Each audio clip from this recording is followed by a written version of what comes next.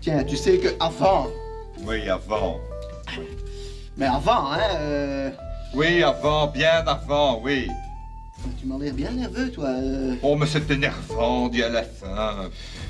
Je n'ai encore rien dit. Non, mais enfin, écoute tous ces gens qui débarquent et qui ne connaissent même pas encore les mécanismes élémentaires de nos petites conversations.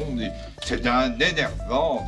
Oui, c'est vrai, mais enfin, c'est tout de même pas le diable de rappeler de temps en temps comment est-ce que ça fonctionne. Hein? Bon, on commence par échanger des propos assez banals et puis prenant un prétexte d'un mot ou de l'autre, finalement, il y en a un des deux qui commence à dire « Tiens, tu sais que...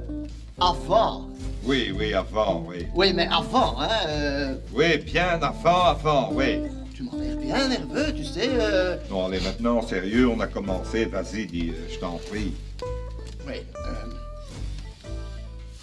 ce qui m'embête un peu, c'est que je n'ai pas encore dit la petite phrase où figure le mot qui permet de dire « Tiens, tu sais que avant... » Tu sais quoi? Tu la trouveras après. Oui, mais... Après. Oui, bon, d'accord, bon. Ça m'arrange assez bien que tu dises après. Eh bien, voilà. Voilà. Pourquoi est-ce que ça m'arrange que tu dises après? Eh bien, parce que justement, je voulais te dire, tiens, tu sais qu'avant... Oui, bien avant. Bien avant, il n'y avait pas d'après. Attends, là, une seconde, je dois m'allouer quelques cas supplémentaires parce que je crois que ça n'ira pas. Non, non, allô seulement. Là, je crois que ça va. Eh bien, si tu veux, Tu peux y aller. les gens, Oui, les avant, gens. hein, Oui, avant. ils vivaient dans le présent pour l'époque, hein. Bon. Oui. Eh bien, ils savaient grosso modo ce qui se passait avant, Oui. mais jamais, au grand jamais, ils ne savaient ce qui allait se produire après, si tu veux. Hein? Tu es sûr de ça? Oui, parfaitement. Mais ça devait être horriblement angoissant, mais... Et comment est-ce qu'ils supportaient ça, les gens? Écoute, ils ne le supportaient pas, hein. C'était une période terriblement stressante de l'histoire de l'humanité, ça. Je dois le dire. Et quand alors, enfin, c'est un exemple, mais quand ils voyaient un film ou bien qu'on leur racontait une histoire, les gens...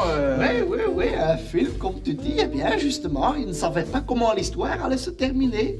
Parfaitement. Mais c'est Il y avait, incroyable. attends, il y avait même à l'époque ce qu'on appelait des grands auteurs. Tu sais, des grands auteurs qui justement jouaient là-dessus. Ils jouaient sur le fait qu'il y avait peut-être ce qu'on appelait un suspense dans l'histoire. Un suspense? Parce que les gens ne savaient pas ce qu'il allait avoir après. Un suspense, bien dit.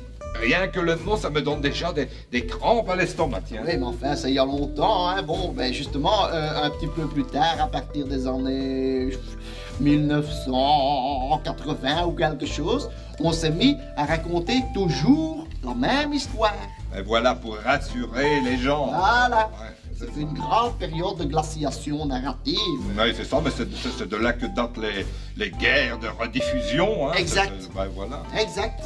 Et tu sais ce que je vais même te dire?